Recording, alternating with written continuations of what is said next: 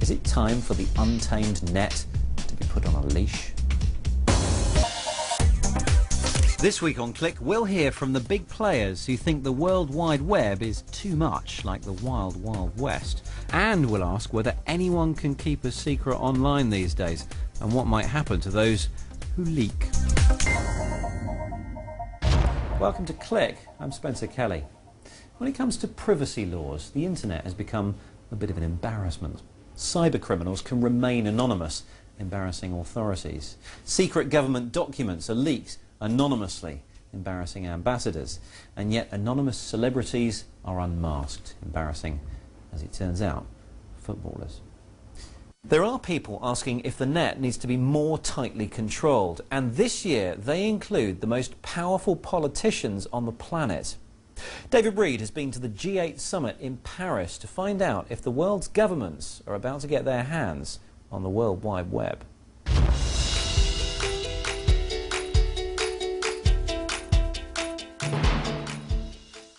The G8 is an annual meeting of leaders from 8 of the world's major economies. They get together to discuss issues of mutual and global concern. This year, that includes the internet. France, which is hosting the G8, has got together industry leaders and participants to discuss exactly what the G8 leaders will be looking at. But before you dismiss politicians as all pen and paper, analogue anachronisms in a digital world, times are a-changing. Many leaders use social networking tools, and the World Economic Forum, always interested in what the powerful are up to, even has an expert in Twitter diplomacy. They might not tweet themselves, it is their staff who tweet, but it's quite interesting to see who follows who and who doesn't. If you look at New Zealand Prime Minister John Key is following Julia Gillard of Australia, but Julia Gillard is not following John Key of New Zealand. So Australia gives New Zealand the cold shoulder on Twitter, or Prime Minister Netanyahu of Israel is not following Palestinian Prime Minister Fayyad, who in turn is following Mr. Netanyahu. So it's interesting to see how world leaders are creating or not creating Twitter connections. The case in point is the British monarchy. Of course Queen Elizabeth is not used to follow other people. We all should follow her, and therefore the British monarchy doesn't follow anyone. Is there any evidence that politicians actually take any notice of what people answer to their tweet? Oh, absolutely. I mean, you see the number of @mentions that are on an account. If you see no @mentions, there is no conversation going on. But for example, the account of Arnold Schwarzenegger, when he was governor of California, he would take 20 minutes to have a Twitter interview. So it's basically, for the first time, we can address our politicians directly, without going through the media, any intermediary, and converse with our leaders. OK, so politicians tweet, but do they, as tech heads are fond of saying, get the internet? Well, it seems they get that it's powerful, and, say some, it's beginning to dawn on them that that power may be difficult to control. Whether it's privacy, secrecy or mobilising political activism, the game has changed. The Arab Spring, I think, has been a big factor because they realized that people can find one another because of the internet and organize and create a large unled, unideological block of opposition. And they're not used to dealing with that. I mean, all the opposition that they've had in the past has been organized along some ideological line and had clearly identified leaders that they could nail. This is different. The internet makes it difficult to keep secrets. WikiLeaks' drip of US government cables has been a diplomatic explosion in slow motion. And British injunctions against the publication of certain details of celebrity private lives has also been blown apart by feverish twittering. It seems there are laws passed by national governments, laws passed by the US and California, but it's only the last two that apply online. Because the Wikimedia Foundation, which is the charity that operates Wikipedia, is based in the US, we absolutely follow US law. I would say for the same reasons we don't follow every aspect of Chinese law, we may not follow every aspect of UK law when it conflicts with our mission of providing high-quality, accurate, factual information. China and the UK in the same breath. Ouch. But this is something for politicians to think about. They may need to regulate on issues such as child pornography, state secrets, privacy, but the realities of the internet may force them to take a liberal line, especially when California is the internet's capital. Certainly, I'm very skeptical of government regulation of the internet. I think we should be very cautious about it. That's not to say that there aren't legal remedies for certain wrongs that get done.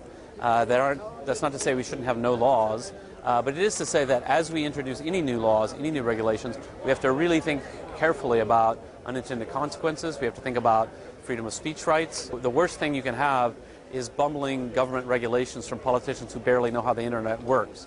That's been tried and failed many times. It just is not a helpful thing to do. Google chairman Eric Schmidt and Facebook founder Mark Zuckerberg both called for only light touch regulation, and in the end it might be dollars and cents rather than high ideals that have the last word. The internet's become the world's garden fence, a place for free association and free-flowing gossip. It's one of the ways it generates traffic and makes money. Build the fence too high and you could diminish its stock. David Reed in Paris, and as David mentions, the internet can sometimes make a mockery of existing laws, as in the high-profile case here in the UK this week, when a certain footballer took out a High Court injunction to stop his name being mentioned in the media, whereas anyone who knew their way around Twitter knew weeks ago what was finally announced in Parliament: it was Ryan Giggs. So how hard would it be to gag a service like Twitter, and would there be much point anyway? With me is the co-presenter of the Click radio programme, Bill Thompson, and you are also a web megamind, Bill. Thank you, Spencer. Do you think it would be possible to gag Twitter and stop people discussing this kind of thing online? Well, technically, yes, because you can do almost anything. If you have access to the underlying internet connectivity of people, if you can force Twitter to implement it.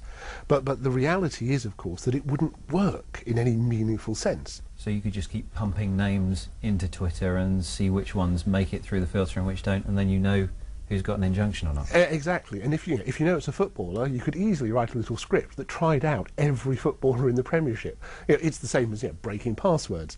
So when you have a web service like Twitter, where lots of people are talking amongst themselves and essentially amongst friends, is there any difference, really, between that and gossiping with your mates down the pub or at work or over the garden fence? The difference is that if you're writing on Twitter, unless you're a closed account where only a few people can see, you're clearly publishing to a wider audience. That tweets are by default public, and so even though you're just saying it to your few followers, that information, the things you're saying, are on the public timeline, they're being picked up by search engines, they're on Google and Bing. That's publication. So if you get a fact wrong, you could be libeling someone. If you get a fact right, but it happens to be subject to a High Court injunction, then you're breaking that injunction? Have you been told that there's a secret injunction on this person? Have the millions of users on Twitter been told that? And here's where the world starts to change, of course, because newsrooms in the UK have been told about the injunctions so that editors know not to publish the information. And if somebody inadvertently spoke about a matter that was the subject of an injunction, there will be an investigation. That process relies on the trust and discretion and the desire to stay on the right side of the law of large numbers of journalists. Those of us on Twitter who have not been informed about the injunction can't realistically be bound by it. And of course, telling us all about the terms of the injunction by having on the Twitter homepage, these are the subjects you're not allowed to talk about, these are the people and things you're not allowed to discuss, would, some might argue, defeat the point of the whole thing. So it really doesn't work. Bill, thank you very much for your time. Love to hear your thoughts on this subject. Do you think that the internet in general should have some kind of global police force? And how much of a hand do you think governments should have in the whole thing? Let us know. Email click@bbc.co.uk, or if you dare, tweet us. We are at BBC Click. We won't tell anyone. Today, China denied any responsibility for cyber attacks on the personal email accounts of senior American officials. The US government says it's investigating the allegations, which relate to Gmail accounts hosted by Google. The attacks were reported by the company yesterday, along with claims that they originated in eastern China. Our security correspondent Gordon Carrera has the report. The battle over cyberspace is intensifying. Countries wanting not just to defend, but also attack. The latest target, top officials using Google's email system. Messages claiming to contain a draft US-China statement were sent to senior American officials, who then had their personal, although not government email compromised. This happened after they were directed to a fake Google email login page. When they provided their details, hackers could gain access to private accounts. Google informed the State Department of this situation yesterday in advance of its public announcement. These allegations are very serious. We take them seriously. We're looking into them. Google says it traced the attacks to Jinan in China, but proving who was behind a campaign which also targeted Chinese political activists isn't easy. The so-called allegation that the Chinese government supports hacking attacks is completely fabricated, with ulterior motives. The attack comes as America prepares its new cyber strategy, with the Pentagon exploring a number of options. For the most serious cyber attack, the US military could launch a rocket or missile attack against the perpetrators. Cybersecurity is part of the fabric of our life. Britain today played host to a summit of cybersecurity experts from around the world. Officials, including those from China and America, are meeting here in London to discuss how to secure the internet. High on the agenda is whether new rules are needed to prevent cyber warfare getting out of hand. A former US general told me the best defense may be a strong offense. The best thing is to have a resilient network that is able to thwart the type of attacks.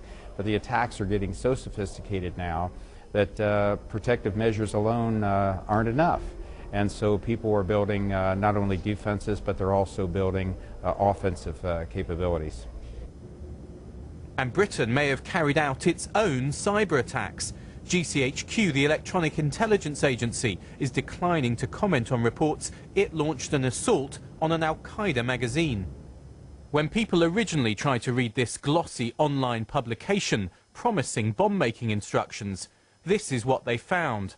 Page after page of total gibberish, believed to have been put there by British intelligence. Cyber war is still some way from leading to real war, but the signs are that battles in cyberspace are escalating. Gordon Carrera, BBC News.